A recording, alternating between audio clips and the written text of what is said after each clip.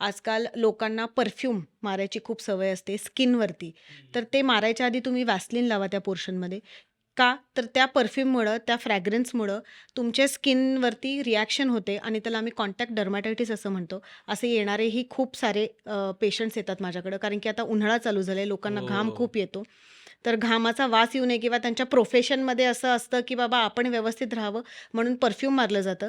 तर ते perfume directly तुम्ही स्किनवर न मारता, तुम्ही तुमच्या कपड्यांवरती किंवा त्या भागामध्ये तुम्ही व्हॅसलीन लावा आणि मग ते एक बॅरियर तयार करा आणि मग तुम्ही त्या हो, ह्याच्यावरती डिओड्रंट वगैरे स्किनला काही नाही. डायरेक्ट मारू नये. डायरेक्ट स्किनवरती कधीही मारू आणि नये. त्या रोल ऑन असतात ते? रोल ऑन असतात, पण ते कालांतराने तुम्हाला ब्लॅकनिंगचा इफेक्ट देतात. ओके. अगदीच जर तुम्हाला खूप घाम येत असेल, घामाचा वास येत असेल, तर एक वेगळ्या प्रकारचे सोप्स येतात, बेन्झाईल पेरॉक्साईड कंटेंट असलेले.